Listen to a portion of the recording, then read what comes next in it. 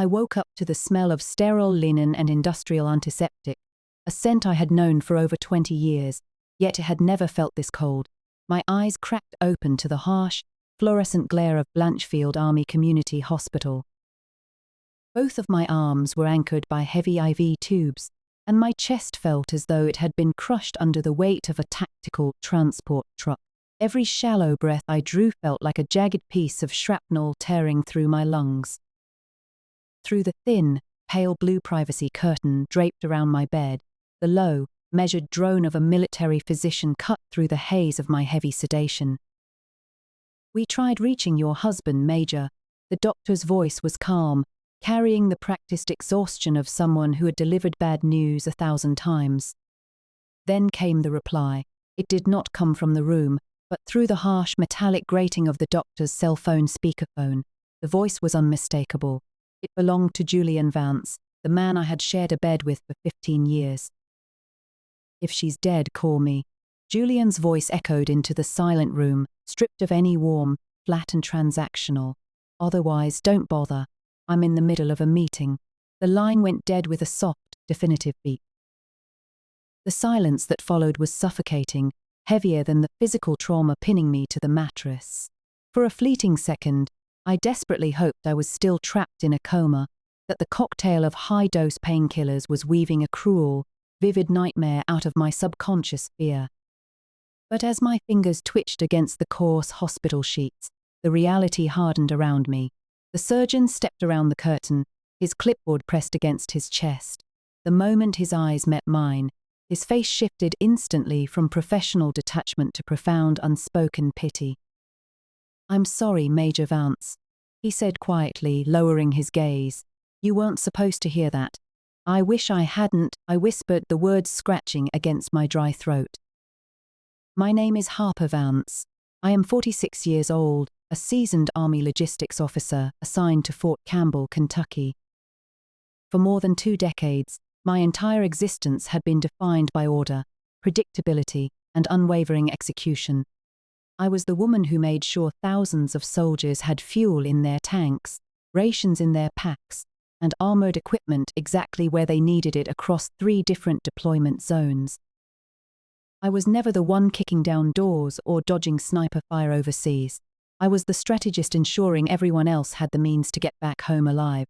It is a strange, bitter irony how life plays out. I could organize complex supply chains across international borders with absolute precision, yet I had been completely blind to the fact that my own marriage had been systematically dismantled while I was looking the other way.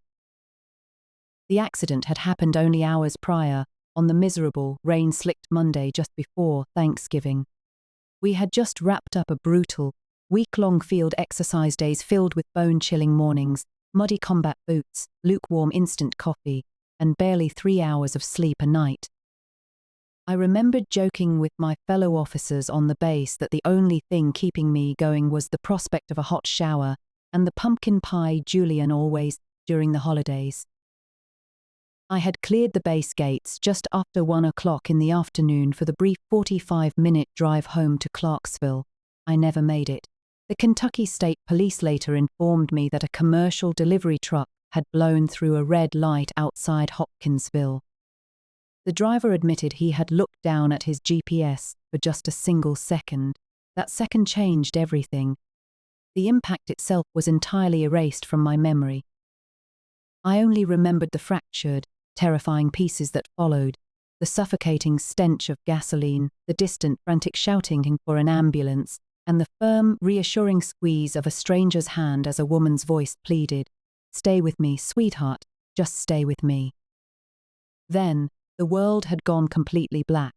The surgeon later explained that I had arrived with 3 broken ribs, a severely punctured lung, and massive internal bleeding. They had wheeled me into the operating room immediately. Another 30 minutes on the asphalt, he noted, and I wouldn't have survived the night. Now, as the daylight faded into a bleak grey outside the heavy hospital window, the steady, rhythmic beeping of the vitals monitor became my only anchor to the living. A nurse entered the room, checking the IV drip with a tired, gentle smile, but she avoided my eyes. The truth was already out. hanging in the sterile air like ash. Julian knew I was alive. He knew exactly where I was, and he had chosen to stay away. Lying there in the dark, stripped of my uniform and my authority, I realized with absolute certainty that there are some wounds so deep, no surgeon's knife can ever touch them.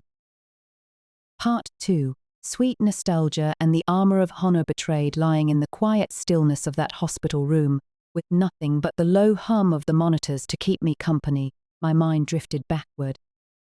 It sought refuge in the memories of how this all began, trying to find the exact point where the foundation of my life had started to rot without my knowledge. I remembered the crisp autumn air of 2011 at a veterans' charity banquet in Clarksville. I had just returned from my second deployment, exhausted, structurally hollowed out by the harsh realities of overseas logistics, and feeling like an outsider in my own country. That was the night Julian Vance walked into my world. He wasn't military. He sold high-end insurance, wore impeccably tailored suits, and possessed the kind of easy, radiant smile that made everyone in the room lower their guard within 5 minutes. He possessed an incredible gift. He knew how to listen, or at least, he made me believe he did. When I spoke of the grueling nature of Army life, the late-night inventory recharges, and the heavy burden of command, Julian never flinched. Where other civilian men found my rank intimidating or complained about the unpredictable schedules, Julian would look at me with eyes full of counterfeit reverence. "Somebody has to keep the gears of this country turning, Harper," he would say softly, placing a warm hand over mine. "I'm just proud to stand in your shadow." Looking back now through the cold lens of betrayal, I realized he never actually cared about the service. He was a master of echoing back exactly what a lonely, mission-driven soul needed to hear. We were married 2 years later in a quiet, sunlit chapel just outside Nashville. Since both of my parents had already passed, my commanding colonel walked me down the aisle in full dress uniform. Julian cried real tears during the vows. At least, they looked real enough to fool an entire congregation of hardened soldiers. For nearly a decade, I genuinely believed I was one of the lucky ones. Military marriages are notoriously fragile things, broken under the weight of long deployments, sudden training cycles, and cancelled family vacations. Someone always to hold the home front together, to manage the invisible bureaucracy of domestic life, while the other is away in a blackout zone. Julian stepped into that role with practiced eagerness. He took complete control of the bills, handled the complex tax filings, managed our property insurance, and directed our long-term investments. Whenever I felt guilty about my absence and tried to review our financial portfolios, he would simply kiss my forehead, flash that signature charming grin, and slide the folders away. "I've got the domestic perimeter secure, Major," he would tease. "You just worry about keeping our soldiers safe. Leave the boring paperwork to me." And I let him. It wasn't because I lacked the intelligence to grasp financial structures. I managed multi-million-dollar defense logistics budgets for a living. It was simply because I trusted my husband with my life, the same way I trusted the soldiers on my left and right. In the military, trust is our currency. Without it, the entire system collapses. After working 14-hour days at Fort Campbell, or spending freezing weeks in the muddy training fields, it felt like a sanctuary to know someone else was handling the civilian clutter. But the warning signs were there, buried like unexploded ordnance beneath the surface of our routine. I had merely filed them away as harmless misunderstandings. I vividly remembered the rainy afternoon before my third deployment when Julian brought a thick stack of legal forms to the base. He placed them right on the olive-drab mud of my command vehicle, the engine still idling loudly. "Just a standard general power of attorney, babe," he had said casually, handing me a pen while the wind whipped the pages.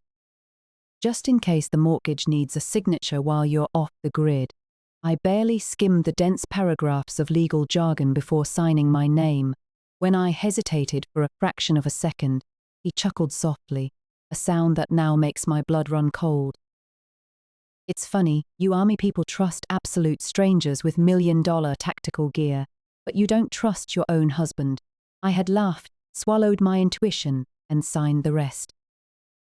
I had no idea that with every stroke of the pen, I was handing him the keys to my execution, allowing him to use my hard-earned military honor as the ultimate shield to exploit the very community I had sworn to protect. Part 3. The legal strike and the arrogance of the predator. 2 weeks after the accident, the military physicians finally cleared me for discharge. My ribs were still bound tight, aching with a dull, persistent throb every time I took a full breath, and I leaned heavily on a basic aluminum cane just to keep my balance. But I was eager to get home. In my naive heart, I believed that returning to the familiar sanctuary of our Clarksville house, the place we had built together over 13 years, would force Julian to face me. I thought that once he saw the physical toll of the crash, the cold, distant facade would shatter, and we could finally begin to untangle the mess of our fractured marriage. I paid for a local taxi from the base hospital, watching the November grayness sweep across the Kentucky highway. When the cab pulled into our driveway, something felt immediately wrong. The porch swing Julian and I had painted the previous summer was missing. The welcome mat was gone. I limped up the wooden steps, wincing against the sharp pain in my chest, and slid my house key into the front door. It didn't turn. I tried again, pushing the brass key hard into the cylinder, but the tumblers refused to yield. The locks had been entirely changed. Before I could even raise my fist to knock, the door swung open. Julian stood in the threshold, looking immaculately put together in an expensive merino wool sweater and pressed chinos. There was no shock on his face, no remorse, not even a glimmer of relief to see his wife standing upright after nearly dying. Instead, he looked annoyed, as if I were a persistent salesman interrupting his Sunday afternoon. "You shouldn't be here, Harper," he said smoothly, leaning his shoulder against the doorframe to physically block my entry. "This is my house, Julian," I said, my voice trembling slightly from exhaustion and disbelief. "My uniform is in there, my medical records." "I just spent 2 weeks in trauma care." "Not anymore," he replied, his tone chillingly conversational. He reached into his back pocket and retrieved a folded sheet of official legal paper, handing it to me. "I had a judge sign off on a temporary restraining order this morning. You're legally barred from entering the premises." My eyes scanned the document, the dense legal text swimming before my eyes. He had weaponized the American legal system against me with breathtaking speed. In the filing, Julian had falsely claimed to the family court that my traumatic brain injury from the crash had rendered me mentally unstable, volatile, and prone to violent outbursts. He cited my prescription for high-dose painkillers as proof of substance dependency, painting himself as a terrified husband needing emergency protection from an erratic military officer. Because I had been incapacitated in the hospital and unable to attend the emergency ex parte hearing, the judge had granted the TRO by default, awarding Julian temporary, exclusive possession of our marital home and freezing our joint accounts. "You're lying," I choked out, gripping my cane to keep my knees from buckling. "You know none of this is true." Julian smiled a tight, condescending smirk that revealed the absolute arrogance of a predator who believed he had won the game. He looked down at my battered, weakened frame with utter contempt. He was counting on my physical exhaustion. He genuinely believed that a broken woman, heavily medicated and stripped of her military support system, would be too bewildered and ashamed to fight back. He assumed that trauma had broken my will. "If you're looking for your savings, Harper, don't bother," he whispered softly, leaning in so only I could hear the venom in his voice. "The accounts are drained. You signed over financial control months ago. Go find a barracks to sleep in."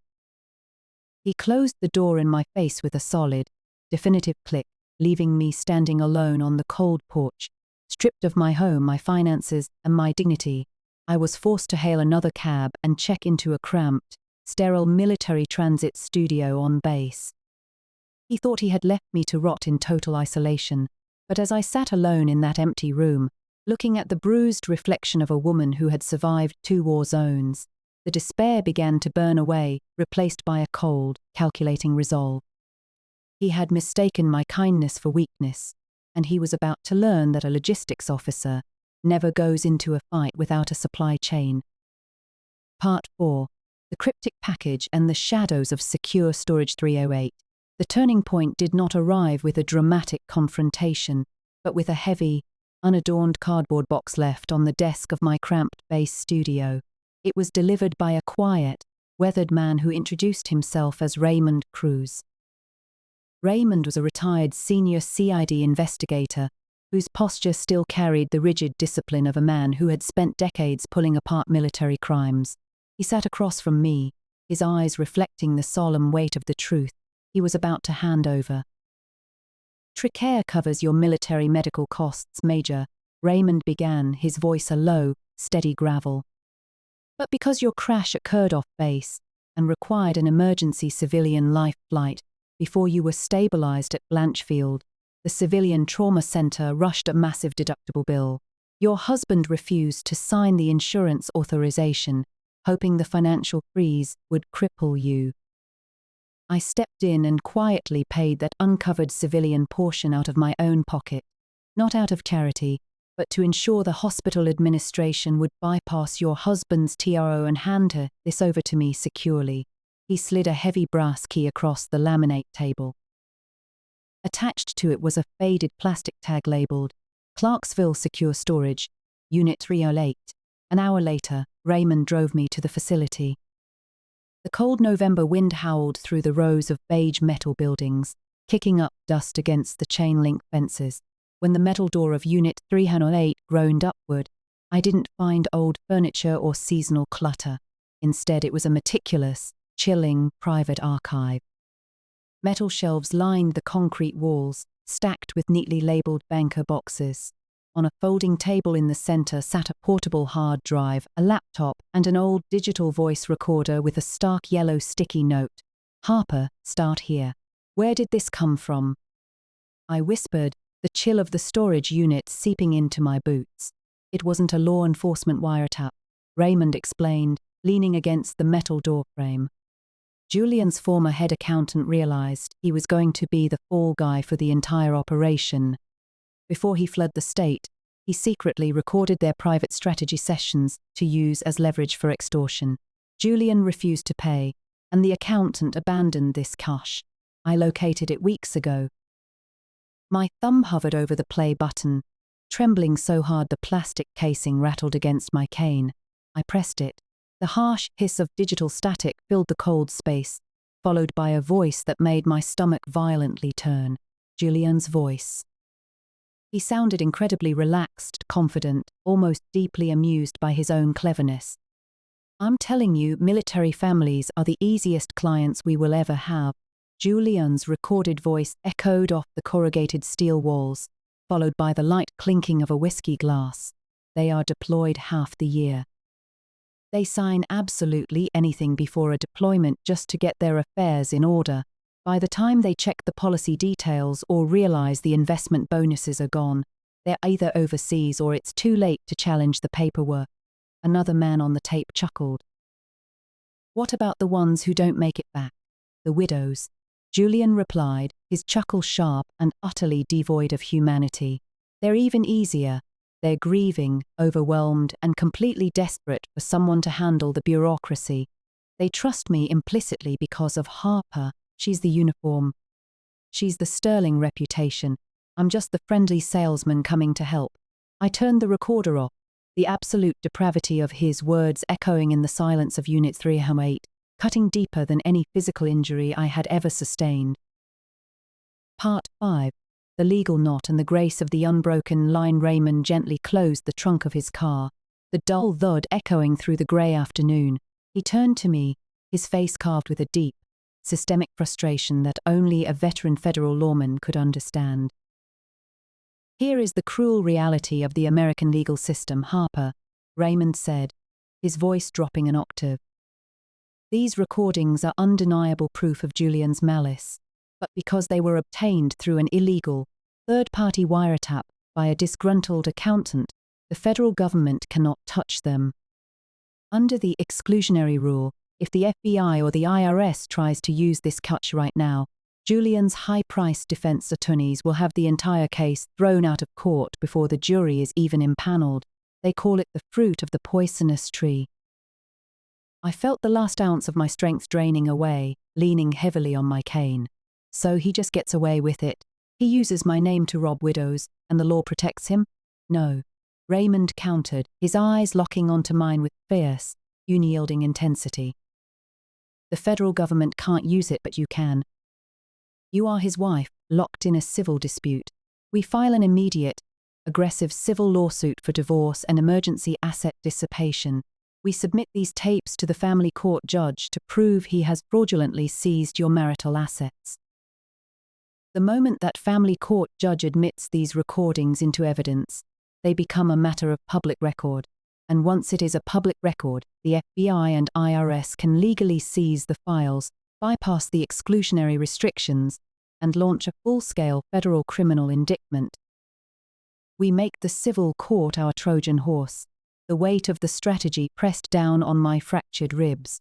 In the days that followed, the local news picked up fragments of the domestic dispute, and rumors rippled through Clarksville.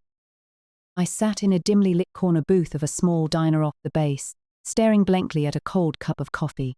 The whispers felt like acid.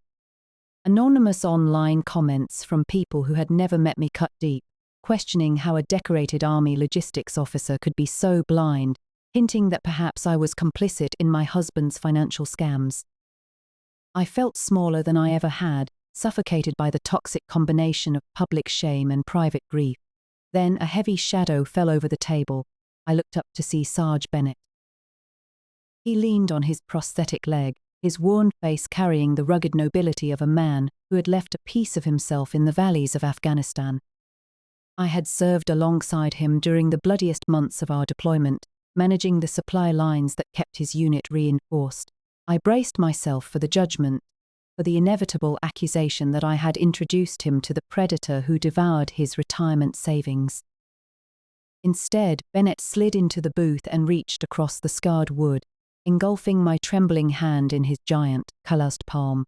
"I read the papers, Major," Bennett said softly, his voice thick with an unwavering, fierce loyalty. "And I see you sitting here, carrying the weight of the world. I need you to listen to me. When we were outside Kandahar, I trusted your supply coordinates because I knew who you were. I trusted Julian because I trusted you. You introduced us to the man you believed he was, not the monster he chose to become. We do not blame you, Harper. We stand with you. We believe in the good things, and choosing to be a decent, trusting person in a broken world is never a crime. That's called grace." For the first time since the truck hit my vehicle, the tears broke through, hot and silent. It was the grace of the unbroken line, the realization that despite the stolen house, the drained accounts, and the shattered illusions, the brotherhood forged in the uniform remained intact. Julian had stolen my security, but with Bennett sitting across from me, I knew he hadn't touched my army. We weren't just going to sue him, we were going to war. Part 6.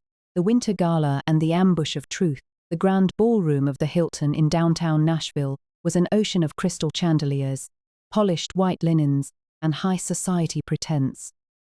It was the annual Winter Gala for the honoring those who serve, foundation the crown jewel of Julian's public relations empire. As I stood near the back entrance, clad in a simple navy blue dress adorned only with a small American flag pin, I watched the city's elite mingle with retired generals and active duty families. Everyone smiled, entirely oblivious to the rot beneath the floorboards. Up on the glittering stage, Julian stood behind a mahogany podium, bathed in warm spotlights. He looked every bit the benevolent savior, radiating the effortless charisma that had once captured my heart. He was pitching a new, highly publicized scholarship fund for military children, a brilliant new front to siphon millions more from unsuspecting donors. Supporting our brave service members isn't just a charitable transaction. Julian spoke into the microphone, his voice echoing warmly through the hall, drawing a collective murmur of admiration from the crowd. It is a sacred covenant. It's about ensuring that while they guard our borders, we guard their legacies here at home. Thunderous applause erupted. People clapped with tears in their eyes, Beside me, Raymond Cruz checked his vintage wristwatch, his face grim. The civil filing was stamped by the clerk exactly 20 minutes ago, making the evidence a matter of public record. He whispered, "The trap is active." Instead of relying on a premature police intervention that Julian's lawyers could suppress, we had executed a flawless media deployment. Raymond had quietly delivered a copy of the legally unsealed public record directly to the investigative producers at 60 Minutes and major local network affiliates. They were already positioned in the shadows of the room, their high-definition cameras rolling. Suddenly, the applause died down as Sarge Bennett broke away from the crowd, walking with a deliberate, rhythmic thud of his prosthetic leg against the polished hardwood. He marched down the center aisle toward the technical booth. The security guards hesitated, thrown off by his veteran cap and sheer presence. Before anyone could react, Bennett bypassed the technician and slammed a secure USB drive into the main AV console, overriding the Foundation's glossy promotional slideshow. The massive projection screens behind Julian flickered violently, cutting to black before flashing a raw, unedited video file. It wasn't a promotional clip. It was a crystal-clear recording captured by his former accountant's hidden lens, displaying Julian sitting in his private office, casually sipping scotch while altering financial documents. Audio feed blasted through the ballroom's state-of-the-art sound system. Julian's recorded voice roared over the crowd, cold, calculating, and stripped of all theatrical warmth. They sign absolutely anything before a deployment. The widows. They're even easier. They trust me implicitly because of Harper. She's the uniform. I'm just the friendly salesman coming to help. A suffocating, absolute silence fell over the Hilton ballroom. The color completely drained from Julian's face as the spotlights caught the sudden beads of sweat breaking across his forehead. He lunged toward the edge of the stage, shouting frantically for the technicians to kill the feed, but it was too late. The heavy camera crews from the news networks instantly swarmed the stage, their blinding flashlights illuminating his panic for the evening news. The pristine armor of the benevolent salesman had dissolved in an instant, leaving him completely exposed under the relentless glare of the truth. Part 7. The federal courtroom and the revelation of the Dode ID. The public explosion at the Hilton Gala left the U.S. Attorney's office with no choice but to act. The intense scrutiny from national news networks broke through the typical bureaucratic delays, forcing a federal prosecutor to swiftly sign off on an emergency arrest warrant. Within 48 hours, the pristine, expensive facade Julian had constructed was completely dismantled, replaced by a drab orange jumpsuit as he faced a grand jury indictment for grand larceny, wire fraud, and identity theft. 3 months later, the battle shifted to the solemn, oak-paneled chambers of the Federal District Court in Nashville. I sat at the prosecution table, dressed in my formal Class A uniform, my posture rigid despite the familiar ache in my ribs. Across the aisle, Julian sat next to a team of aggressive defense lawyers. He no longer looked like the untouchable, charming salesman. The confinement had hollowed out his features, leaving only a desperate, calculating gaze. When it came time for my cross-examination, the lead defense attorney strode toward the witness stand with practiced intimidation. He held a thick binder of my medical charts, flipping the pages slowly to ensure the jury caught the gravity of the documents. "Major Vance," the attorney began, his tone dripping with selective empathy. "The severe collision you endured left you with a significant concussion, along with traumatic brain injuries, correct?" "Yes," I replied, keeping my voice level. "And during your subsequent weeks at Blanchfield, you were prescribed heavy, high-dosage narcotic painkillers to manage your fractured ribs and punctured lung, isn't that right?" He leaned in, turning toward the jury box. "Given the severe physical trauma and the heavy sedation, how can this court trust that your memories of the general power of attorney, or your understanding of your husband's domestic affairs, are not entirely distorted by cognitive confusion?" A heavy stillness settled over the courtroom. Julian leaned forward, a faint, arrogant glint returning to his eyes. They were trying to paint me as an unreliable, unstable woman whose brain injury had manufactured a bitter conspiracy against an innocent husband. I took a slow, deep breath, feeling the restriction in my chest, and looked the attorney directly in the eye. My memory doesn't need to be flawless to convict your client, counselor. I don't ask the jury to rely on my recollection. I ask them to look at the financial transaction history. My mind didn't forge those signatures. His greed did. But the true, sickening depth of Julian's malice had yet to be revealed.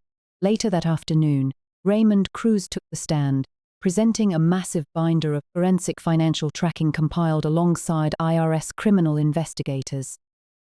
He traced the complex web of 3 distinct shell companies through which Julian had funneled over $12 million stolen from military families and disabled veterans like Sarge Bennett. Then came the final, devastating twist that left the entire courtroom breathless.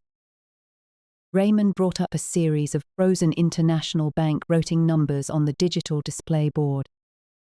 When the defendant opened these fraudulent accounts to hide the stolen funds, Raymond testified, pointing to the encrypted data strings, he did not use his own social security number or business tax info.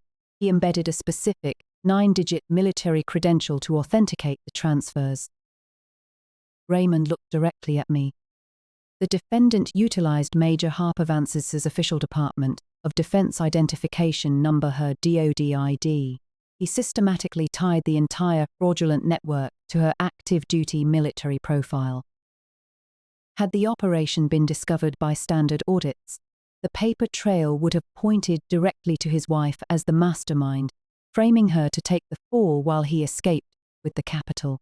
A collective gasp rippled through the gallery. The sheer, chilling, calculated nature of his betrayal was laid bare. He hadn't just stolen our money. He had wired a bomb to my entire existence, planning to destroy my honor and send me to a federal prison for the crimes he committed. Julian's defense team slumped back, their faces turning pale as the jury looked at the defendant with absolute revulsion.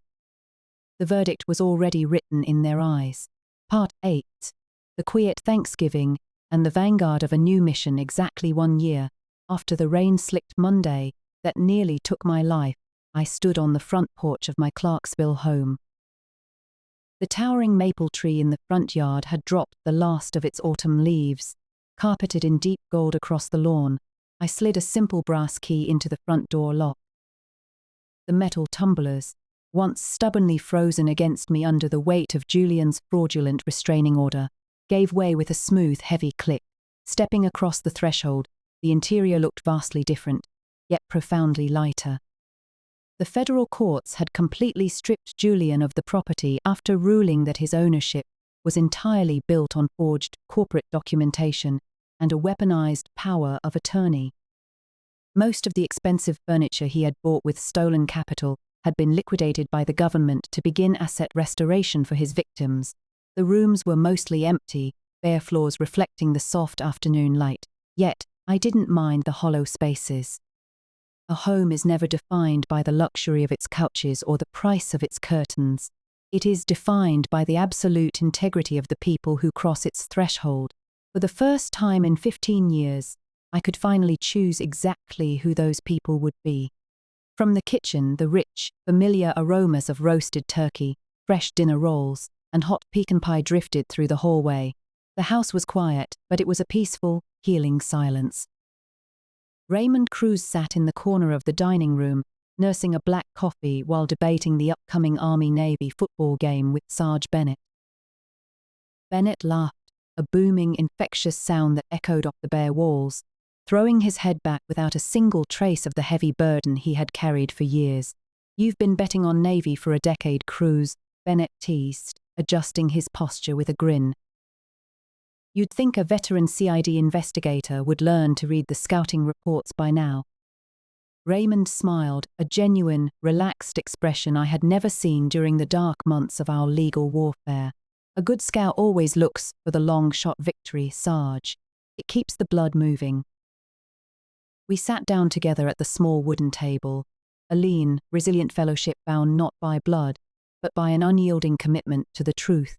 As I looked at Raymond and Bennett, I realized that true courage rarely happens in a single flash of combat glory. It is a slow, enduring process. Sometimes the ultimate act of bravery isn't deploying to a foreign war zone. It is having the strength to walk back into your own shattered life after someone you loved tried to steal your very identity. Julian had successfully drained the accounts, framed my military credentials, and locked me out of my house. But as I took a deep, unrestricted breath, I knew he hadn't touched my character. He couldn't steal the uniform, and he couldn't dissolve the honor I had earned through 20 years of service. I had survived the crash, I had survived the betrayal, and I had reclaimed my life because I refused to hand my integrity over to a predator. Next month, I begin my retirement from active service, but a new deployment awaits. I have taken a position as a senior advocate at the Veterans Legal Assistance Center, volunteering alongside Raymond to educate young service members on financial fraud and warning signs before they deploy. The mission has changed, but the oath remains exactly the same. From which city or corner of the world are you listening to? Please drop the name of your city or state in the comments below. And if you are anxious to see the next chapter of this journey, please comment next part, please. Don't forget to hit that like button, share this message of hope, and subscribe to the channel.